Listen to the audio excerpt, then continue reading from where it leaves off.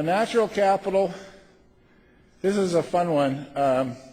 We talk about farmers encouraging them to do greater stewardship, and many of them, and certainly those that are in a financial position to do so, exhibit laudable stewardship programs within their own properties.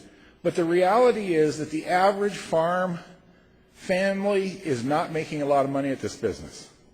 The top line talks about the value of exports, and the bottom line, as of 2004, tells you where the net farm income is.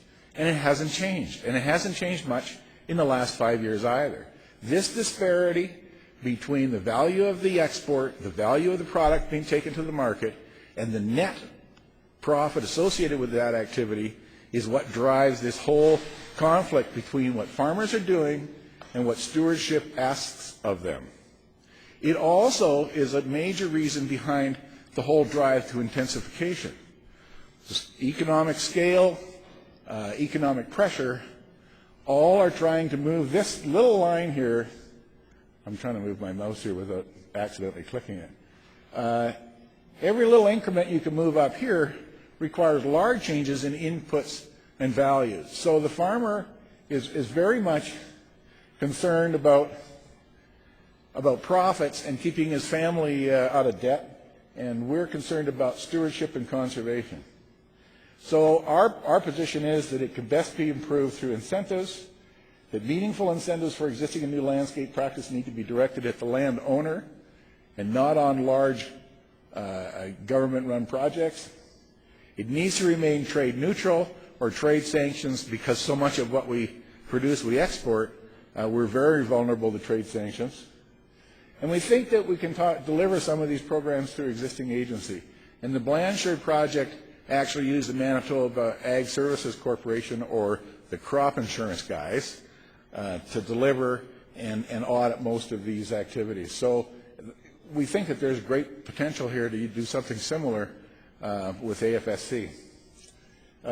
Alternate conservation delivery model to the regulatory approach.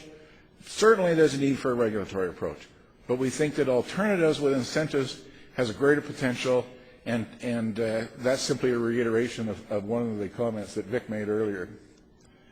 And it is consistent with the Ag Policy Framework, environment and biodiversity objectives, and those objectives have remained in the latest round of APF entitled Growing Forward. So we think that Alice is on target in terms of ag policy.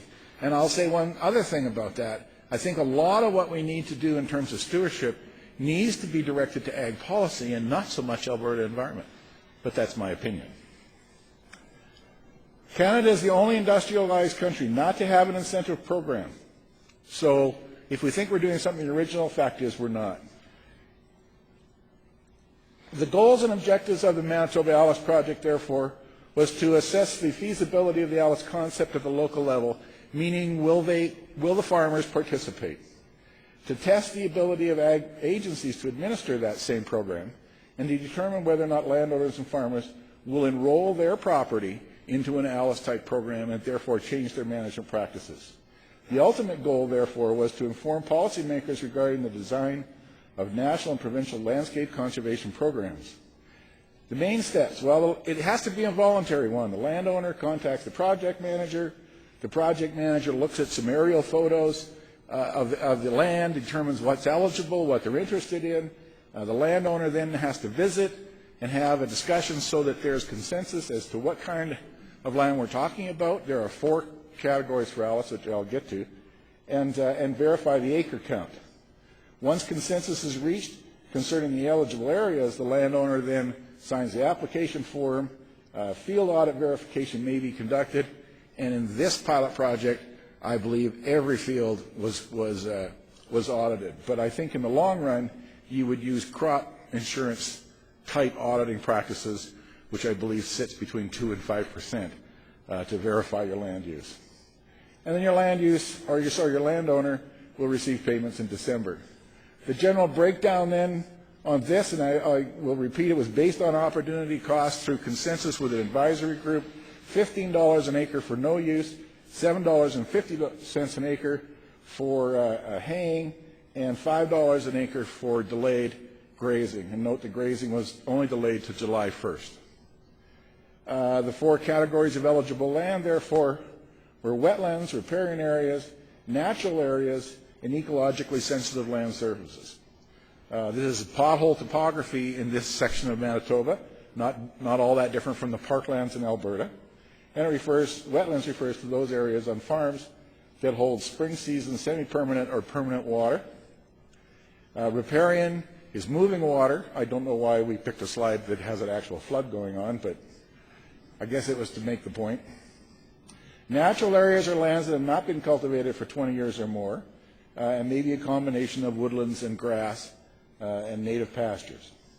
And ecologically sensitive lands are those that are at risk of flooding or erosion. Particularly erosion is a big deal, and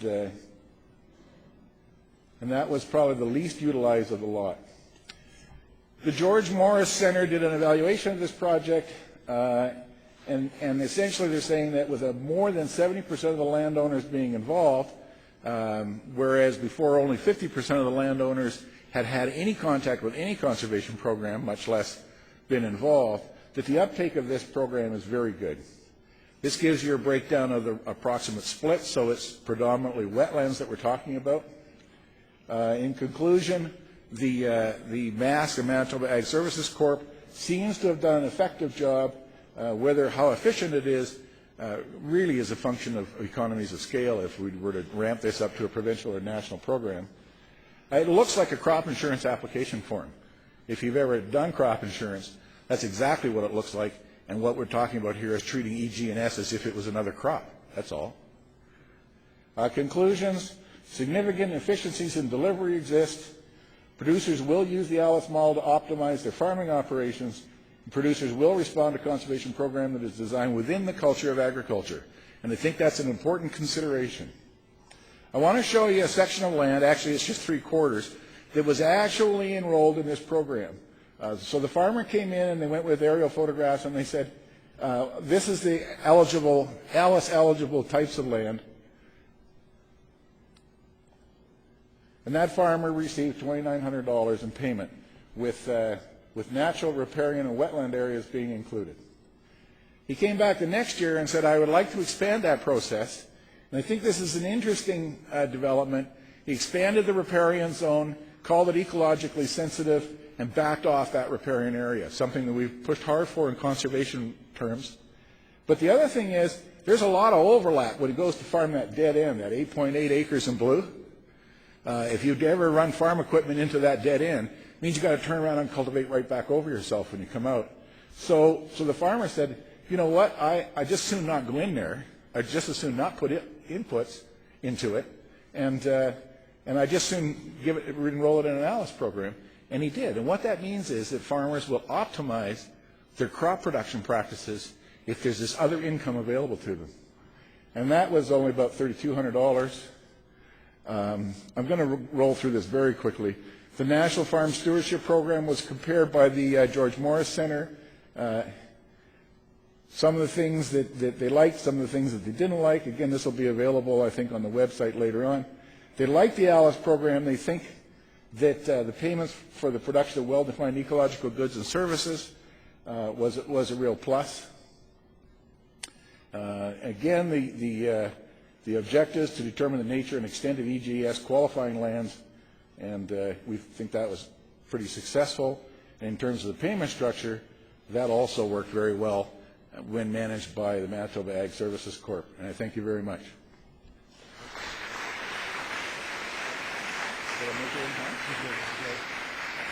Thanks very much, Ted. That presenter is certainly no stranger to this audience. Ernie Waschuk, a local legend here in Western Canada. And I think